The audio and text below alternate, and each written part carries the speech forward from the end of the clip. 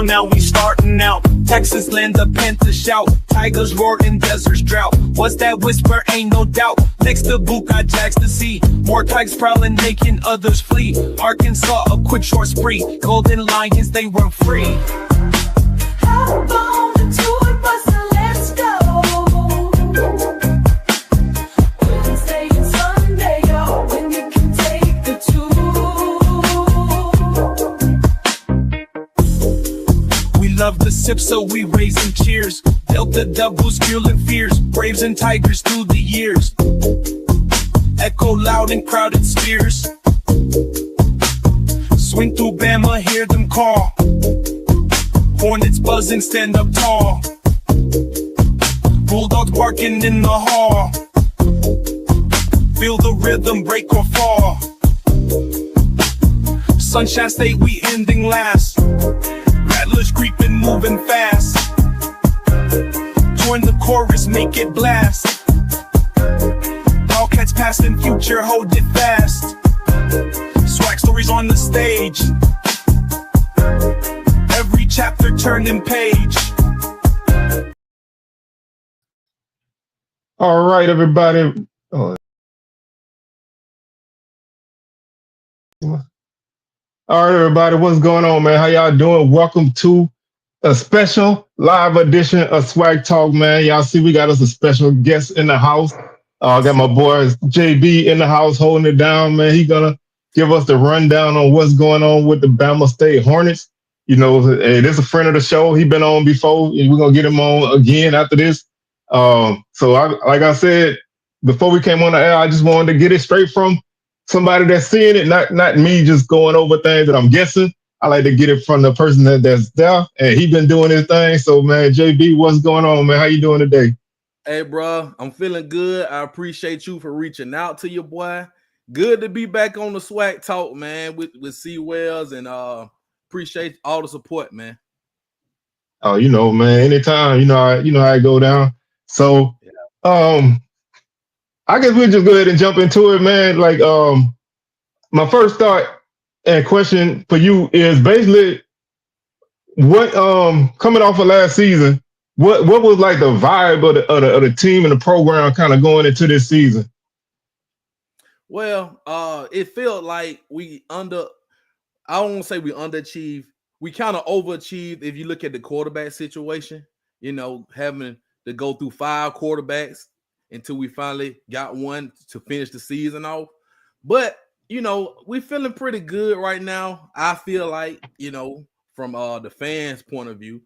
And we didn't end on the right note because I felt like we could have done some things different. If we beat Grambling, who knows how that game goes against Jackson State? You know, that could have been for the SWAC East, you know. But we can't harp on what happened last year. We just got to move forward and try to continue to get better. And just however the chips may fall, that's what we have to do. I like that, man. Like I say, looking from the outside, looking in, man, I ain't never really seen too many situations like a team losing that many quarterbacks. The only time I can even think about that, and this, you know, it was like in 2012, Maryland, man, they went through so many quarterbacks. They ended up with a linebacker playing quarterback. So, you know, it's amazing that, you know, they were able to find somebody that could actually get the job done, man. And I thought Kareem Key had a solid season for a guy being thrust into action that had no idea he was going to be playing. Right. I didn't even know Kareem Key was on the roster. To be honest with you, I didn't even know Kareem Key was on the roster until they put him in the game. I was like, who is number 10? You know, because we had 4 quarterbacks. Think about this now. You got Andrew Body, John O'Brien. You know, you 2 quarterbacks going into the first game. You lose them. Then you have I think you had James Hayes and what's the other quarterback I'm trying to think of? Oh, Zach Sims, James Hayes and Zach Sims, yes. So now you got Kareem Key.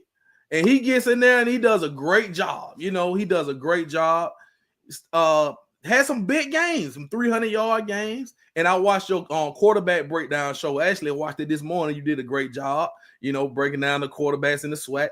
Kareem Key, you right on point with Kareem Key, right?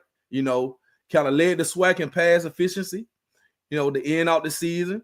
Had a couple games that, you throw him out there against Jackson State, right? And you wasn't expecting him to go through that Jackson State defense like that.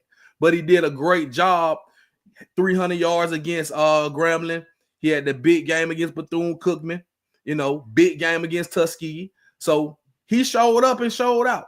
Just to be thrown in the mix like that, not knowing he would probably even see the field. Come to Alabama State as a wide receiver, has to play quarterback on such short notice, emergency quarterback, because that's what it was. You had 4 quarterbacks on the roster, went through all of them, and then you got an emergency quarterback you pull from the wide receiver who played quarterback at high school. So that's what you get. But Kareem Key, man, does a great job. He made a believer out of me, and I like what I see from him right now. Yeah, I mean that's the epitome of next man up. Like that's really something that's like out of a movie. That it's like the last game of the season, and everybody hurt, man, and the guy on the end of the bench who don't nobody know, he come out on that, and he put on. So I thought for being thrust into action, and then not just having a solid game after he got thrust into action, but continue to have solid games as the season go on once people start to get tape on you. So right. I think, having an opportunity to grow and develop is going to be a big thing for him. So I think he's taking a good step. Let's go ahead and let's stay on the quarterbacks. How is he progressing right now? And what's the outlook of that position? Well, I'm glad we're starting our quarterbacks because I did a recap show on Sunday, and I made a bold statement. I said Alabama State, from what I saw at the spring game and knowing what Andrew Body is going to do when he comes back, I talked to Andrew Body on Saturday. He's looking good, feeling good, and he plans to be ready for week 1. So you got Kareem Key, who did a great job, as we just mentioned. He looked spectacular on Saturday. To me, he looked really good. Actually got notes on all my quarterbacks right here. But for Kareem Key, he looked fast, shifty. He looked poised and in control of the offense. And I said if we had a game today, a real game, I felt real confident that he would go out there and lead us to victory, because that experience that he got last season is going to help him. And he looks like he's in control. He made some plays. He threw a touchdown to Elijah Bean on a rollout on the goal line. Good vision. He ran the ball well, and no turnovers. So it looks good to me. Looks like he's ready to go already in the spring. So I like what I saw from Kareem Key, man. And we got 2 other quarterbacks. I don't know if you guys know about them, but T-Shawn Smoot transferred in from Jacksonville State. He was very impressive. He made some great throws, showed some pocket awareness, lots of potential. He has a huge upside, because that's my first time really seeing him. And Braylon Ragland, he came in from Georgia State. Yeah, Georgia State. And he played a great scrimmage game. Great game. Dual threat. He ran the ball. He had like a big 38-yard scramble run. And he threw a 47-yard touchdown pass. He looks like he's the real deal. So I went out on a limb, and I said that Alabama State has the best quarterback room in the SWAC.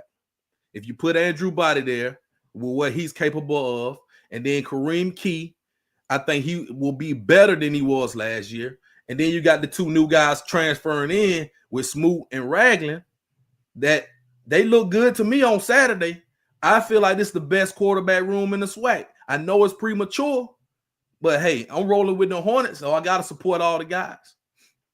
Hey, I like that, man. And when you look at the fact that you got 2 legitimate starting quarterbacks, that you can't beat that. And then you got other guys coming in with talent. I won't argue that right now, because like you say, it's early. I ain't really did a lot of homework yet, so I'm not gonna argue that right now. I might have a rebuttal later in the summer. Yeah. I might pop up with a rebuttal, but right now, hey, I like that, man. Stand on it. And I'm gonna come clean on one thing, man. I really got you on here because we play y'all like in the second game. Well, it'd be our third game of the season, I think. So I'm trying to get some intel, man. Yeah, I'm trying, I'm trying to scout advance. You know what I'm saying? I'm there's trying nothing to know wrong with that. know what we got coming in the Baton Rouge because we don't really play the Hornets as much as we used to. So I need to know what's going on. So it killed two birds with one stone. But speaking of the spring game, man, what were your thoughts on the game as a whole? I like the game. Actually, I thought it was better than last year's game. Now, last year's game, I felt like the defense was strong. Of course, we had a strong defense. We lost a lot on defense, so I was a little worried about how we gonna replace all those guys: Amon Scarborough, James Burgess, Rico Dozier, Traquan Thomas, Marcus Cunningham, all those NFL caliber players on that Black Swarm defense. Also, we lost the defensive coordinator, Lewis. He's gone to UAB. So we have a lot to make up, a lot of talent lost, but we have a lot of guys there that was there last year, and we have some guys we brought in. So I was excited to see the defense. But when everything boiled down, the offense impressed me because I wasn't expecting the offense to move the ball the way that it did. With all those quarterbacks, we had 3 quarterbacks that played. Key started out, then Smoot came in, and Ragland came after him, and they kind of just rotated throughout the afternoon. But all the quarterbacks look good to me. No turnovers. It was a few sacks. Of course, there's gonna be some sacks. And the running backs ran the ball well. We got some good running backs, and we're still dealing with some injuries as well. So everybody didn't get to play. And we got a few wide receivers I want to talk about too. A couple of wide receivers nobody really knows about, transfers. So we look good. To me, the offense impressed me more than the defense on Saturday. All right, I got one question before we kind of go into the positions on offense. Cause I want to kind of get an idea. Was it offense versus defense, or did they split the teams? No, it was offense versus defense. So what they did, the gold team was the offense, black was the defense, and they did this last year as well. Where if the defense gets a stop, that's 3 points. Offense score, of course, is 6, and then you have to keep the extra point or whatever. But let's say the gold team won, the offense won. They had more points than the defense had stops. And I actually like it like that. I'm not really a fan of splitting the team up because you don't really get any idea what you got, man. Because you got guys, first and second team playing against each other. You got just a hodgepodge of guys, and a lot of guys is not going to be playing together during the season. So you don't really get a good idea of what's what. I like to see, my number one against my number one. 1, 2 versus 2, 1 versus 2, whatever. Just to kind of mix it up. Southern split their team up, and it kind of make it odd. Yeah. Just try to figure it out. But they also, I think, a couple of years did offense versus defense. But I like offense versus defense. Just ones versus ones, good versus good. We're gonna find out what's what. But speaking of them running backs, man, what's returning from last year? Because they had some guys back there that could run that ball. Yeah, man. We had my guy Jamar Holtzclaw. Of course, he got injured, so he was not out there. But Jabari Kirkendall, remember that name? He wore number 18. He got majority of the carries on Saturday, and he looks good, very explosive. I think he ran like a 40-some yard touchdown run. I love his game, very quick, solid runs. Jabari Kirkendall. Also, Ashton Ashford, number 29. He looks like an all-purpose back. He caught some passes, caught a 24-yard pass, and he had some good runs as well. Also, we have a diamond in the rough. We got a running back that came from Alabama, J.R. Gardner. Now, he was a walk-on at Alabama, but he actually got a few carries at Alabama last year. But he's here at Alabama State, and boy, he looks good. Great addition, I believe, to this running back room. He runs with power. I think he had like 4 carries of 10 yards plus on the day, and I believe he could be a workhorse back. I don't know it's no depth chart right now because, of course, we got some injuries, and then a lot of these guys were getting their first burn this spring. But J.R. Gardner is a name to be looking out for. I think he gets some carries, and he makes an impact this season. Yeah, like I said, I think, I think that run game was really key for y'all last year, and obviously it's going to be there again. Do you think this team is going to be more run focused, or you think they're gonna kind of pass to, they're gonna be more of a pass offense, or will they kind of be like more balanced? That's a good question. I would like for it to be more balanced because, as you said, we ran the ball a ton. As always, Bama State's known to run the ball very well. We had some games we ran over 300 yards, but you can't have those games where you only pass for 60 and 70 yards. You got to have some balance. If you're gonna run for 250, at least give me 200 yards passing. And me personally, I like when you're running the ball, because that means you're controlling the game and you're winning the game. Because if you got to pass the ball every down, you're trying to come back, right? But if you're running the ball more than you're passing, 9 times out of 10, you're winning that ball game. You got the lead. But I would like to see us open this offense up some. I thought we was going to do it last year. Of course, unfortunately, we had the Andrew Body injury. We had the other injuries, so we couldn't really open up the offense a bunch. But if everything goes well and everybody gets healthy and everybody is on point week 1, I expect us to open this offense up more and Bama State to compete for that swag. Yeah, I think when you look at a game where the offense really was clicking, like on both phases, Tuskegee, man, a lot of big plays down the field. Exactly. The running game was there. It's potential for the offense to be that way. I know there's not a swag opponent, but Tuskegee is tough. Saying that's a rivalry game. They're gonna give you everything they got. You know what I'm saying? So, they want to win too, and they're gonna play hard. So it's not like you're playing, Virginia Lynchburg or somebody. You're playing a team that know you, that want to beat you. So, for you to go out and do that, that's the kind of thing you want in a game like that. Receivers, who's kind of showing out right now? Okay, so we got some guys that's probably gonna be shoe-ins to start, like a Ja Harrell, Asia Gregg, Jalen Jones. They came back from last season, and we have some new guys with a lot of potential. One guy that stood out to me, Luke Harkless.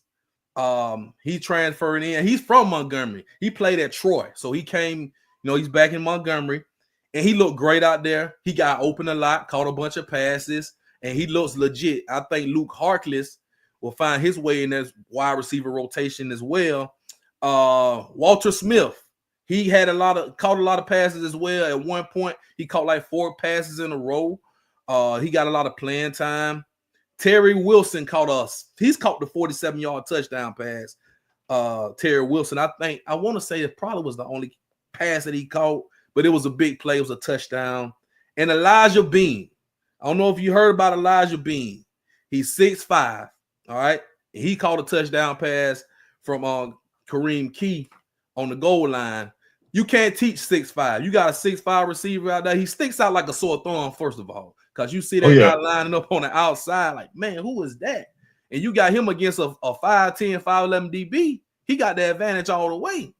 But we had Elijah Bean last year. We didn't use him. I expect us to use him this year. And of course, we got to get some more guys healthy, and I want to see how this wide receiver room works with all these quarterbacks. Of course, Smoot coming in, Ragland, Kareem Key with a whole all season to develop, and then Andrew Body. Now, Andrew Body he's still, I believe, the starting quarterback of this team, but he's still recovering. He's getting 100% healthy. Like I said, he looks good. And when he gets out there, I think he will have full control of the offense. And it's about having camaraderie with the receivers. So that's going to come over the summer and into the fall. All right. And like I say, 6'5", man, that's a red zone target if I ever seen one. Just put it up in the air, he'll go get it. You know what I mean? If you 6'5" and can't make plays, then man, I don't know what to tell you. So you should be able to at least get a couple touchdowns just off of mismatches alone. So that's a weapon that Eric team would love. So I'm definitely looking forward to seeing a big guy put in work down there. We can't talk offense without O-line. I mean, a lot of people love quarterbacks, but if your offensive line ain't really hitting on nothing, then your offense is not going to do anything. How's the line progressing? The O-line looked good. They didn't give up a bunch of sacks. I think I counted maybe 4 sacks, but that's pretty good in a scrimmage game, of course, where all you got to do is really reach out and put your finger on the quarterback. They're going to count it as a sack because, the quarterback had on the red non-contact. So you're not really trying to touch the quarterback or grab the quarterback. You just got to put your finger on them. So I'm not really worried about that. But they look pretty good. We got a transfer in, Marvin Lee Jr. He came from Jacksonville State as well. He looks good, grown man. We got some more guys on that offensive line. I don't know who's going to start, but from what I saw, I feel comfortable in this offensive line. And last year they came along as the season went on. The offensive line to me got better. So I trust the coaching to get the right guys in the game and get some camaraderie with the offensive line. I mean, we got 4 or 5 months to go. I think they'll be ready week 1. Oh yeah, like I say, you can't, O-line week 1, they're gonna have, their ups and downs, but they're gonna, the longer those guys play together, the better they get, because like they learn each other, they learn the offense, they work together as a unit. So, like you say, what you see in week 1 and what you see in like week 10 should always be different, because it should be better, but it's always going to be different because, different guys working in and out, so that's definitely a unit that O-line is about, it's about, working together. All 5 guys have to work together. So you got to have that camaraderie with all the guys across the line. You can't just have one guy dominant or one side dominant, because if the other side's slacking, they just going to rush that side. So all 5 have to be in one. They have to all work together as one. And once we get that together, it's going to be up, man. Yeah, I'm looking forward. Like I said, I'm looking forward to see y'all progressing, man. I think Bama State still got a chance to be a factor in the division. Bama State been known for defense since I don't know. It's been a long time. They've been defense oriented for many years. Like I said, they got new defensive coordinator. It's really hard to tell, where you at in scrimmages and stuff like that, but how do you see a big difference between last year's unit and this year's unit? Kind of hard to tell. I know we're missing a lot of guys that has moved on, graduated guys. James Burgess is going to play in the NFL. I don't know. He may get drafted. We have some guys who went to the combine. Traquan Thomas, man, the MVP of the Legacy Bowl. Oh yeah, flat out stud, right? That's my guy. And DeMarcus Cunningham as well. Rico Dozier, Rico Dozier's about. So, I mean, we just have to fill the holes, kind of keep that same mentality, that Black Swan mentality, and just fill some holes. We got some transfers in, and we got some guys who were there last year. Twilly Levette, I think he's another corner that's going to be a shutdown, kind of like a James Burgess. He flashed a lot last year. I think this is his year to step up and be that guy. AJ Quarles, he was all over the field on Saturday at the linebacker position. Terrell Lightfoot Jr., he made plays on the D-line. We got a transfer linebacker. Now, I expect this guy to come in and be the Bubba or the Rico Dozier. Jaleel Lenore, he's a grad student, right?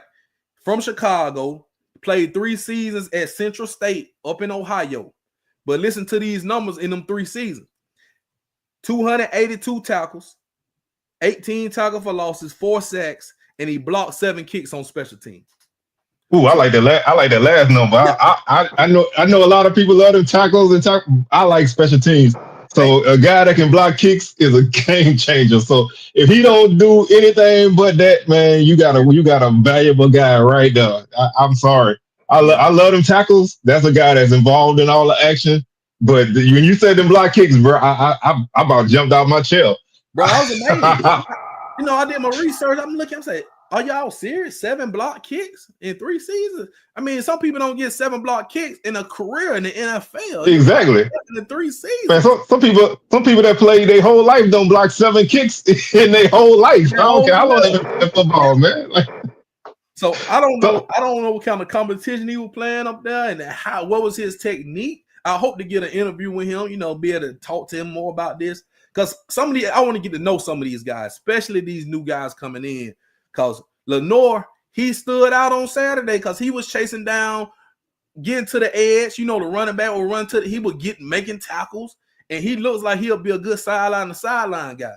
So I'm definitely gonna keep my eyes on Jaleel Lenore, coming in, that transfer, coming in to kind of fill the void of the Rico Dozier, you know what I'm saying? That type of player. Make a bunch of tackles.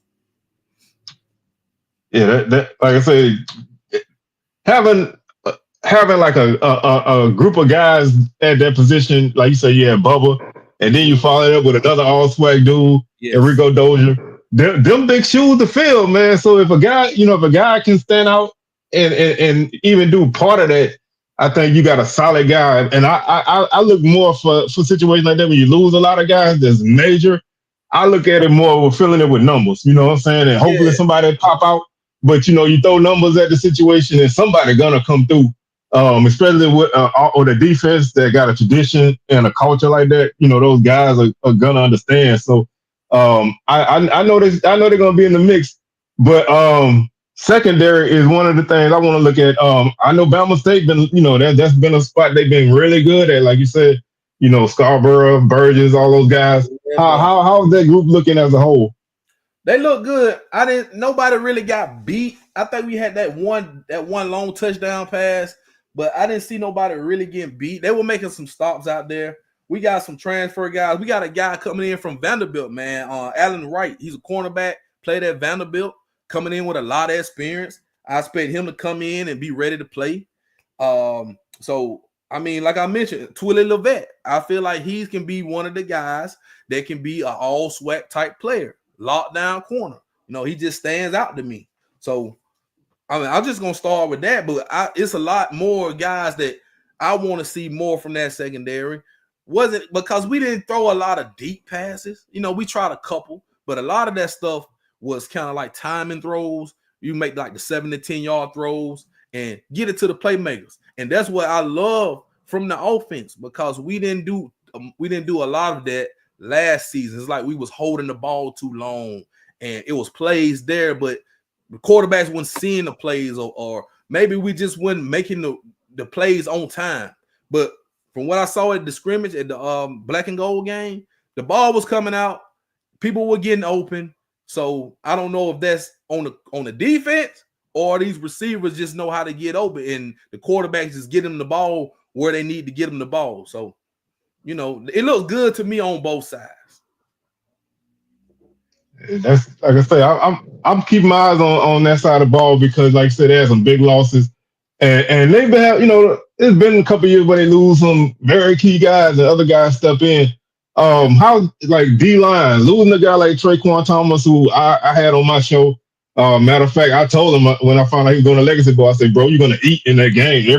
Every great SWAC defensive lineman I've seen in that game, they dominate because those lines are new units, but they eat in those games. I mean, I've seen it. I've been to 3 out of the 4, and all 3 I've been to, they ate, and he did. So losing a guy like that, who's stepping in that spot for him? Man, we still got Stephon Young. I don't know who's gonna like step up. Like Terrell Lightfoot Jr., he stood out to me. He made some plays. I heard his name a lot. I just don't know exactly. Michael Joyner Jr., he's another defensive lineman. It's hard to say who's gonna step up for that much production than from Traquan Thomas. He's a spectacular player. I hope to see him on Sundays as well, man. But I think the defense, if we keep the same mentality, that same Black Swan mentality, and some of these guys start stepping up and making plays, and we got to get the sacks. You know what I'm saying? You get the rush the passer, but you got to finish as well, right? So we need some finishers, and we can get us about 2 or 3 of those finishers. I think there's no stopping this defense because I know the linebackers are always going to play great. The linebackers, and Coach Eddie Robb was a linebacker, so they're going to play. He's going to have them legit. So it's about the front, the defensive front, getting some rush on the passer and getting the passers down. Don't let them get away. Just get them down. And I think we'll be all right, man. I'm not too worried about that part of the defense.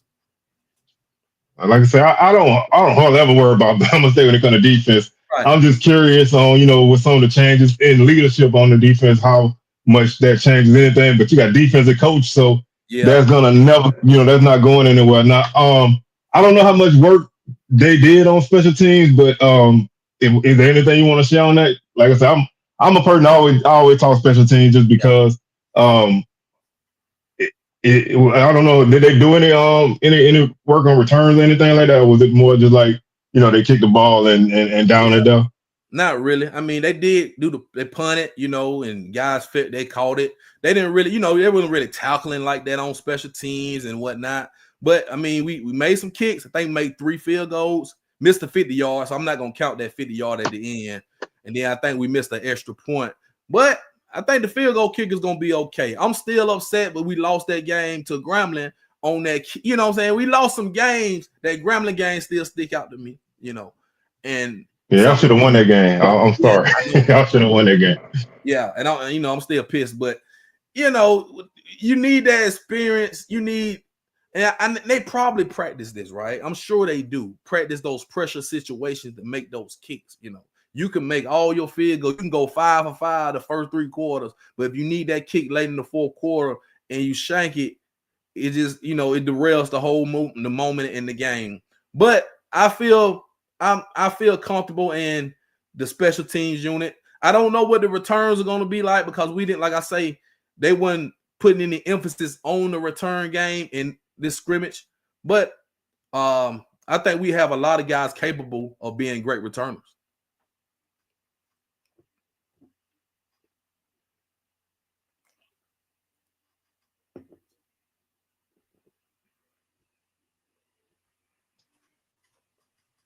I got it. Can y'all hear me?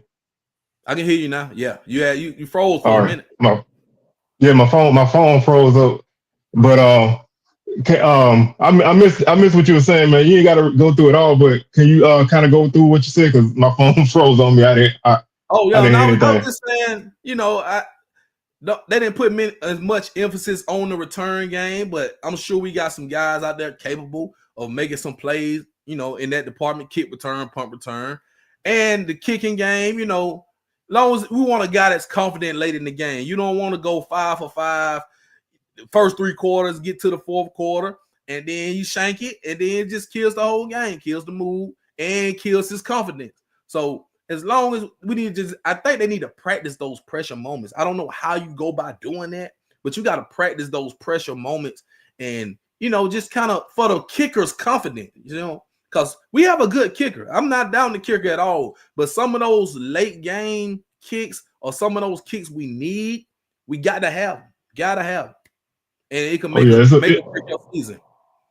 It's a big difference between a first quarter kick and a 4th quarter kick. It's a huge difference. Even if just it don't matter what the game is. You could be kicking to go ahead. You could be kicking to keep the lead. You could be kicking to win.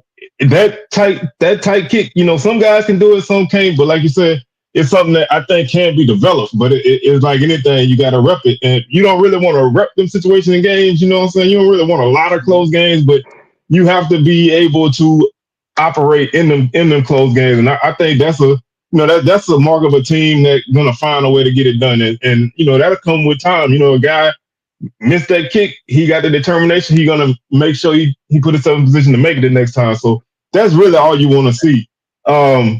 So let's kind of jump over. I want to ask you one thing before I jump to the last major thing I want to cover. Okay. On our show on Swag Smoke, we always talk about coaches with pressure, coaches on hot seat. I think I'm not saying him being on the hot seat or whatever, but do you think there's that pressure to get to the championship since they kind of been increasing record wise, but they haven't really been taking that big jump in the standings? Last year they had a chance, but like you say, they dropped that game against Graham that kind of changed the perspective of the season. But do you think that there's some impatience, or is everybody still kind of going along with the increase of the record slightly every year? You know what? That's a tough question, right? Because we was expected to compete for that. We did compete for the SWAC championship, but you kind of feel like Eddie may get a pass because you go through when you go through 4 or 5 quarterbacks, and you still was able to get to almost to the SWAC. You know, you had that moment, and I hate to keep bringing up that Grambling game, you know, but had we won that game, that next week against Jackson State would have been for the lead in the SWAC. So it's just little things. You got to win. You have to win. Of course, you want to win every game, but you have to win the important games to put yourself in a better position to compete.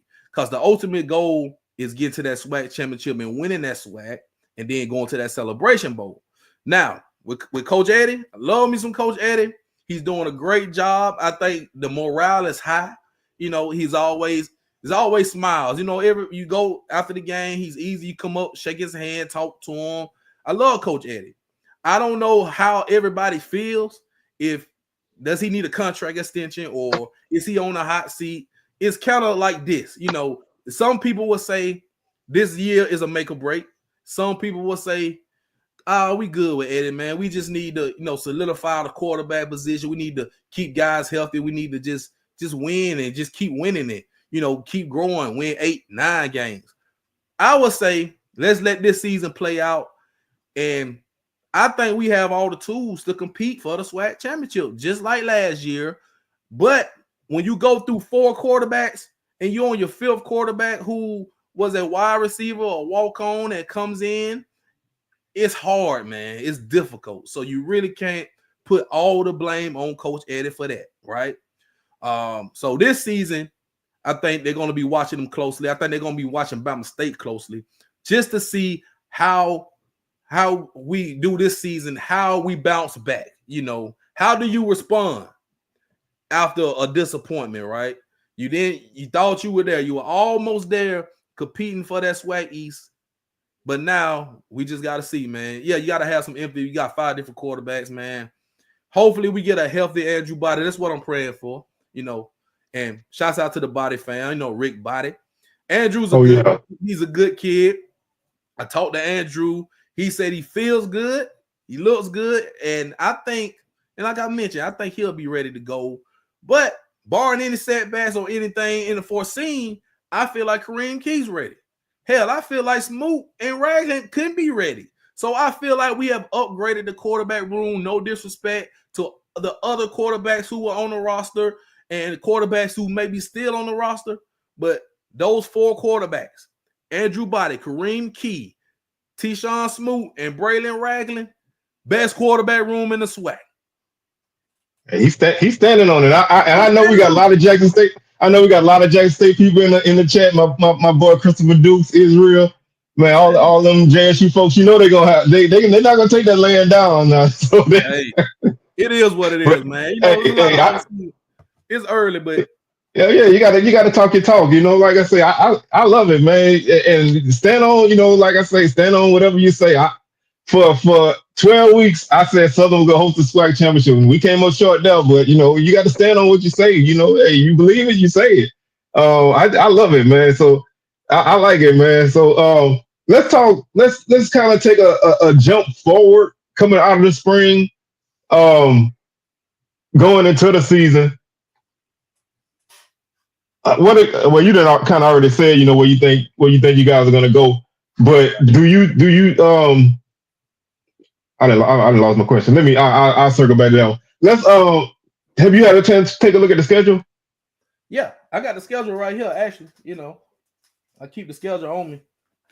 So I know we got y'all game too. We got Southern game too. Yeah, I'm looking forward to that one. I don't know, like we don't play Alabama State that often, so you know, having that game pop back up on the schedule is good. And you know, we had a nice little streak against Alabama State before they beat us a couple years ago. So I would love to start that, but we got a lot of questions. I don't even know where we at. We got our spring game on Saturday, so I'll get to that. But you know, that's a good game to have early in the season. That's the P. Richardson Classic at Southern, so that's a big game for us. Miles, you know, the new coach. So I don't know where they're gonna be at, but you know, they've been giving Bama State some problems the last couple of years. That's right. I mean, you can't overlook nobody on this schedule, man. You know, even Bethune-Cookman, you really can't overlook nobody. The UAB game, the first game of the season, Thursday night in Birmingham. That's gonna be a big game right there. I expect a lot of people from Montgomery to show up. I'm definitely gonna be in the house, and I'm looking forward to that game because we got Coach Lewis, who's the defensive coordinator. He's at UAB now, so hey, it's gonna be a good chess match, good matchup right there, and it's really gonna be like a litmus test to see what Alabama State is right there. But like you mentioned, Southern Miles, FAMU, we got to go to Tallahassee this year.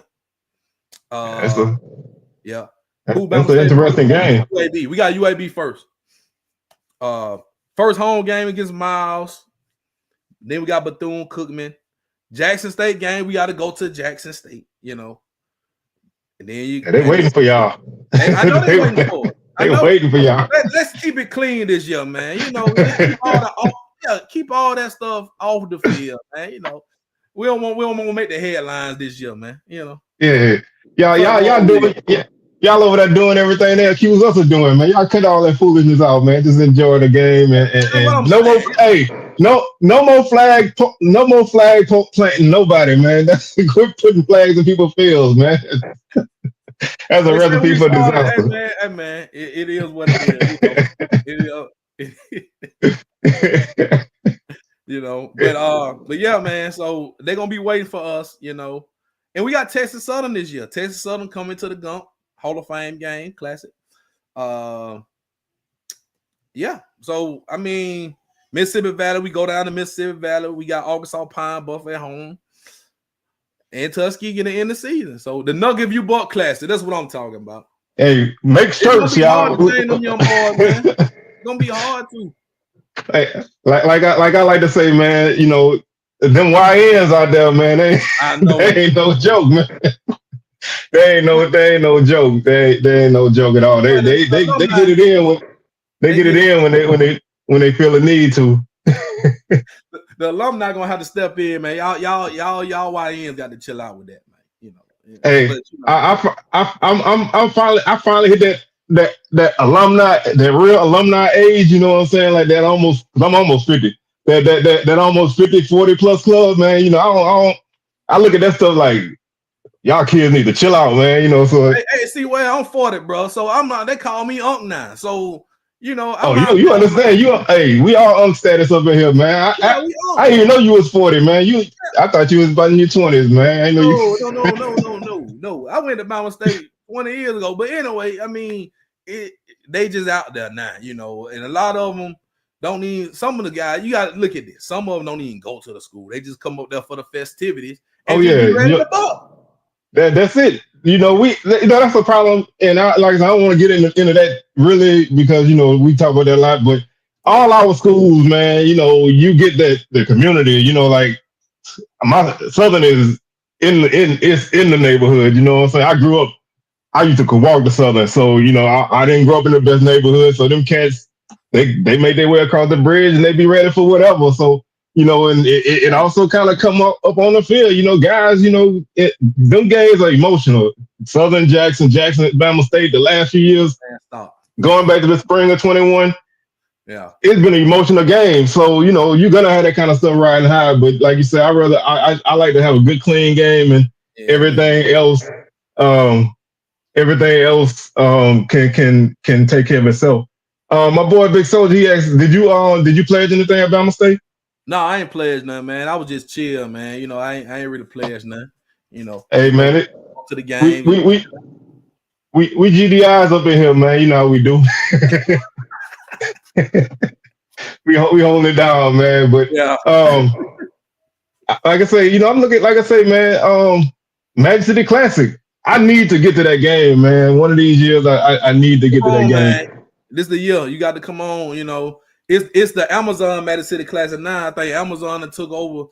It been McDonald's for a long time. I think Amazon now. So we'll see if they put any more money into the game. But that Magic City Classic is always it's the festivities. But the game is exciting too, because that last year game was exciting. So it's never a dull game at Magic City Classic unless it's just raining and the weather's bad and people don't want to tailgate like that.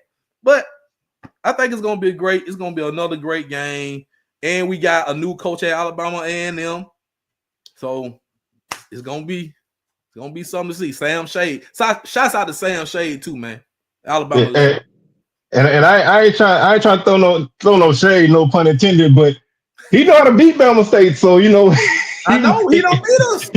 He ain't gonna be scared of the moment, you know. So that make for a really interesting game, man. Like I say, I really need to catch the game. I done been to pretty much every major rivalry in this conference. I used to go to Florida Classic all the time when I was living in Florida, so I know what that is. But yeah, I hear a lot of people talk about Magic City Classic, but I need to see it for myself. So come on, man. I need to look at this. I need to look at the schedule and see how it line up, man. Otherwise, we might have to make a trip.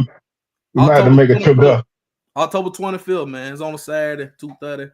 You know, try to make you some arrangements, man. Come on out there. I'm gonna see what I can do, man. I gotta talk to my travel agent. You know, she okay all the trips. I gotta run down and by and see if we can make that happen. Because I've been wanting to make my way up there for a long time. Just ain't never happened. But Sam Shea gonna be ready though, man. But see, Coach Eddie Raw undefeated in the Magic City Classic, so he got to keep that undefeated streak going on. You're undefeated in the Magic City, so why not go 4-0? We going for 4-0. I like. Hey, that's what I'm saying, man. You don't want to lose them kind of games, man. You know, like them the kind of games, man, that people that don't ever come to a game, they come to. And that's the one. That's like one thing I always run into when I go to Bayou Classic, and it drives me crazy. Is people that don't come to see the games. This is their first game, and they hollering about the team and team. I'm like, that's how they play all year. You know, I mean, it's not your fault because you're not there, but you know, you can't really come somewhere that you ain't been in and then be the loudest one in there. That don't work. I'm the loudest one in the stadium, man. I yell all game long. But I went to the FAMU game, the homecoming last year, and you know, people they show up for homecoming. It was packed in there. Oh yeah. I like to go watch the game, right? So I'm watching the games, people talking loud behind me, you know. But you can't do. I mean, all you can do is you kind of move over a little bit, kind of ignore the noise because people come at homecomings and Magic City Classic. I'm trying to watch the game, so but it's all love for people just want to come out there, you know. Just come out there and support your alma mater. Ain't nothing wrong with that. Oh yeah, I mean, you know, you need them seats, you need them butts in the seats. So whatever bring them in, you know what I'm saying? That will bring them in. I'd rather them beat out and be doing what they're doing than to not beat out. And we got an empty stadium, so you know, shout out to everybody, you know, coming in and doing what you do. Me personally, I'ma always be enjoying the game. I'm gonna stand up. So if you're sitting behind me and you want to watch the game, man, you might want to slide over if you can. I'm gonna be up all game, but any other games on the schedule that stand out to you, man? Like I said, we kind of ran through some of the big ones. Y'all got Bethune for homecoming, right? I just looked at the. I think y'all got Bethune for homecoming. Yeah, that's a team, man. That's a team that drives me crazy, man. I think they got a lot of talent, but I just don't think that they can put it all together. So they took us to 5 overtimes last year, man. That was the worst game I've ever seen in my life. But it's gonna be an interesting matchup there. Yeah, man. Hey. We went BTA on them last year down there. And, yeah. Mm-hmm. Yeah, but see that game is placed. If you look at our schedule, it's placed right between FAMU and Jackson State. You know, we got FAMU on the road, then we got homecoming, then we got Jackson State on the road. So it's like hey, I don't want to insult them by saying this, but that's like a bye week. You know what I'm saying? So not an emotional game. I said it, and I know we got the Hell Wildcats out there. And I always pick on Bethune, man, but no, seriously, that's But it's also a dangerous game because it's homecoming, and you're coming off of a FAMU game, and you got a big game against Jackson the next week. You know, you got to be locked in. You know, that's a definition of a trap game, man. If I ever seen one. But one thing I like about y'all schedule, man, is y'all got a lot of games in the state of Alabama. Not a lot of crazy trips. I mean, you got to go to Texas. You know, I mean, everybody got to do that long trip at least once. But I think for the most part, man, you know, it's a manageable schedule. distance wise, you know what I'm saying? You got the one FBS game, and not a power team. So it's a game that you can at least compete. I like the schedule a lot, and you got your traditional opponents. So I think all in all, man, if things, like I said, it's way too early to predict. I don't do predictions this early, but I think it's a schedule. If you just look at it, it shapes up for some success. Yeah.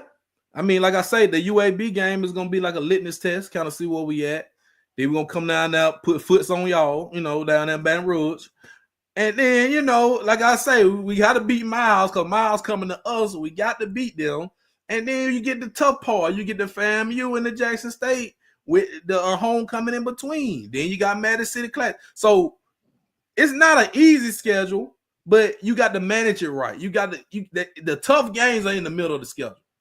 If you're really looking at it, it's in the middle of the schedule. Yeah, I think like you say, when you throw the Magic City Classic in that run, man, that's a tough stretch of games just on the emotion level. So if you can manage that, if you can manage them, that 4-game stretch of swag play, and then go to PV, on a positive note, you got a good chance of finishing strong because you got Texas Southern who they finished third last year, but they didn't really have any offense. Right. Then you got Valley. Valley, you never know what you're gonna get from Valley. They might play you hard, they might not show up, but they be waiting to mess with somebody. So you never want to take them lightly. But then you got Pine Bluff at home. So you do got a good close to the season if you can make it through that start of the swag season. So the October ain't no joke, man. That's really gonna be a tough. Late September, October is tough. Mm-hmm. So, but I think, like I said, you make it out of that, you got a good chance to go on a run to end it. So, I like a front loaded schedule more than a back loaded schedule because you already know where you stand by the time you get to the middle of the season.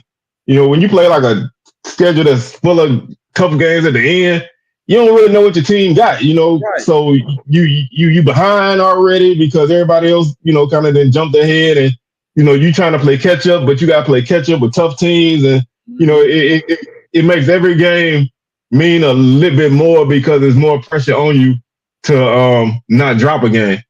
Right.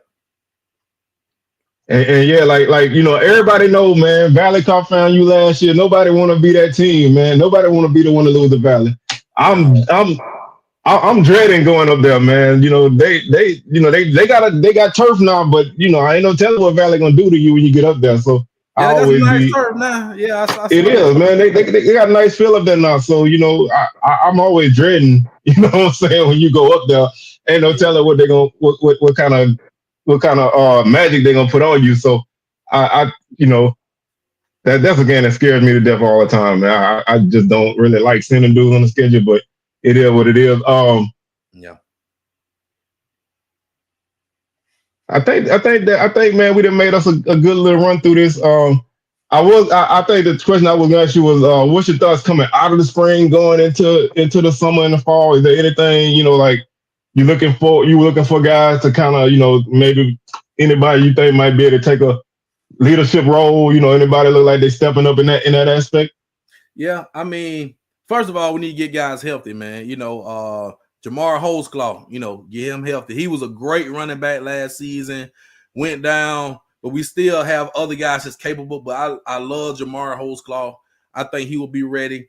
Andrew Body, of course. I think Andrew Body he shows leadership ability. I think he will be a good leader, for that team. Defense-wise, we need some guys to step up because, like we mentioned, you missing a lot of guys. Traquan Thomas, DeMarcus Cunningham, Rico Dozier, keep mentioning those guys. James Burgess, Scarborough, a lot of good vets, good leaders. You missing that on the defense. So I'm really interested to see who really steps up on that end to become a leader. And it's about getting guys healthy, man. And I'm definitely gonna be keeping my eye on this roster because the transfer portal opens back up, right? So we may get some guys that know they're not going to play. They may leave. We might get some guys to fill some roles, some holes on the team. So it's going to be interesting to see, man. But I really like what I saw on Saturday. And I'm looking forward to it. I wish we could skip something and go straight to fall. Yeah, I always feel that way, man. Like I get antsy. Like I'm cool coming out of the spring because I got the energy from the spring game to get me to like June. But like June and July, you got media day, and that's when the hype really start building up, and Yep, they come out with the season. season rankings and Yes, all that. and the season start in August, so it's like that June and July, beginning of August, man, is murder.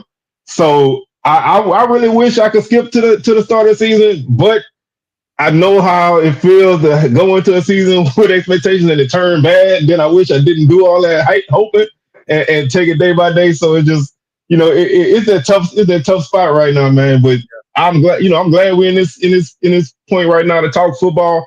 And I know so people gonna be on Alabama State because they picked us, number one in the preseason poll last season, and we didn't show up and in the season at number one. People are gonna be at us, and I don't know if they're gonna pick us number one. They might not. They probably Jackson State, of course, but it is what I don't want to be number one preseason poll. Don't pick and put us 3 or 4. We don't want to be number one because that's the target on your back.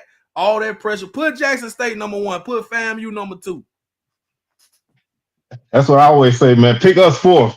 I say it all the time, man. On the radar. Pick us 4th. Even the coaches know that, man. They see me, they be like, "Oh, I know he gonna say put us 4th. Put us 4th. 5th. I don't care. Just let us do what we do and make our way up the ladder, man. Right. Because you hope your guys understand, that pressure, but everybody hasn't been in that spot. It's tough being the hunted. It's good to be the hunter. It's tough to be the hunted. Right. And them preseason expectations, it's a lot to carry, because everybody looking at you. Everybody like, man, and they watching every game you play because you was picked first. So you got to carry that all season. So if you can kind of start in the middle and have your early season ups and downs, and then get going by the middle of the season and take that into the end of the season, I think that's the best way to go, because it's about where you finish, not where you start. So I think we all gonna be in the hunt. Everybody gonna have their spots. But I'm interested to see where they start to do all the predictions and stuff. Me, I always wait because I always with the transfer portal. Everybody's team gonna look so different between now and then. Like you said, you have guys leaving schools and after spring practice. They ain't playing. They want to get a spot. You got opening in a position, or you might lose a guy. So what you got coming out of the spring ain't necessarily gonna be what you have to start the season. But it is the foundation. You're not gonna have a drastic difference, but you might pick up a good piece, and that could change the trajectory of the whole team. So, I like to kind of wait a little bit and then go for it. But, you kind of got a framework of where you stand. So, I'm like I said, I ain't got but one good eye now in my life, but I got that one good eye on the Hornets, man. So I'm keeping a good eye on y'all to make sure I know what's up, what's coming our way, man. We good though. I think we'll be all right, man. But like I said, man, don't put us number 1. That's Jackson State. Put them number 1. Put FAMU 2. Hey, we can be 3, 4. Hell, you can put us 5. But we'll be all right though. Because what happened, C. Wells, and this is what happened last year. Soon as they came out with them rankings, it was all over social media, and everybody was talking Bama State hype. We was on the hype train. I was on it too. I ain't gonna lie. But unfortunate, we got body go down. You got all the quarterbacks go down. But we gonna be strong. We gonna be ready this year, and we, it's time. And ain't no excuse this time. We ready. Hey, I like that. No excuses, man. Whatever happened, it happened. We stand on everything around here. So, like I say, once things kind of get rolling, we're gonna all throw everything out there. But man, JB, man, I thank you for coming through, man. Like I said, it's always good to hear you talk that Alabama State, man, because you doing a great job over there, man. And everybody, man, let the people know where they can find you, because they definitely need to check you out if they haven't already. Why don't you give yourself a little plug, man? Well, you see it back there, Sports Talking with JB. Also right there by my name. You can find me on social media, Twitter, Instagram, at Sports Talk JB, YouTube. Go subscribe to the YouTube channel, Sports Talking with JB. I have a show called the Black and Gold Show. We do it during the season, every week during the football season. We have a weekly show, and I'm also going to have some guys, some interviews. We had Traquan Thomas, DeMarcus Cunningham last year. Going to have probably some coaches. My FIB brothers, shouts out to them. They'll be on as well. And yeah, I'll be on C Wells too. I'll be on them. So y'all will be able to find me, especially during the season, but during the off season, just tap in with me. And I'm also gonna drop a video about the best quarterback room in the SWAC. I'm gonna stand on that. I know a lot of y'all disagreed in the chat. I'm standing on it because I seen it with my own 2 eyes. So I'm gonna stand on there. I'm gonna post a video of that later this week. So y'all can get up under the comments and do whatever y'all want to do. But y'all subscribe to the channel, man. Sports Talk with JB. Appreciate you, C-Well, man. I love swag talk, man. Hey man, you're good people, man. You like family with us, man. So yes, you got a spot any like I said, anytime, man. Like I said, I want to try to do something. We got our 200 episode of Swag Smoke coming up in a few weeks. Okay. So we're trying to put some things together. And get a lot of people on the show. So man, definitely stay on the lookout for that if you can, man. So we get you back on, and we'll get you back on before the season, and chop it up some more. So Willie Titan is gone from Southern, quarterback coach. He took another job. Fred McNair took the quarterback coach job and tight ends. But that I'll talk about that stuff later. But man, y'all keep it locked here. I got something. I don't know what I'm gonna drop tomorrow, but I got a show coming tomorrow. I'll figure it out tonight. And like I said, man, y'all check out JB, man. He good people and he do a good job, man. Y'all make sure y'all subscribe. And get a media day this year, man. I'm trying to get there. I'm gonna have to that's my goal, man. We trying to pull up too. So man, maybe we can all we pull up, we all click up and make something happen. So, hey, shout out to Jerome, man. What's Jerome on that? He was in the chat earlier, man. But definitely shout out to Jerome, man. Shout out to my boy Big Soldier. Big Soldier. Shout out to my boy DJ, man, holding it down. Shout out to everybody. Shout out to the chat. Y'all, thank y'all, man, for coming through. If you're new here, I saw a lot of people showing love in the chat. I appreciate that. Oh yeah, if you're new here, man, hit that subscribe button. I got a lot of different things I do. People tolerate me during basketball season because I love basketball, so I don't really talk that much football during basketball season. But I'm back now, so everybody kind of coming back because they don't really mess with basketball too much, but they coming back now. So shout out to everybody who coming back around. Y'all know how we do as we get closer to football season. But man, with that being said, man, we're gonna get on up out of here, man. Y'all enjoy y'all rest of y'all day, and like I said, I have something for y'all tomorrow, and we got Swag Smoke on Thursday, so we out of here. All right.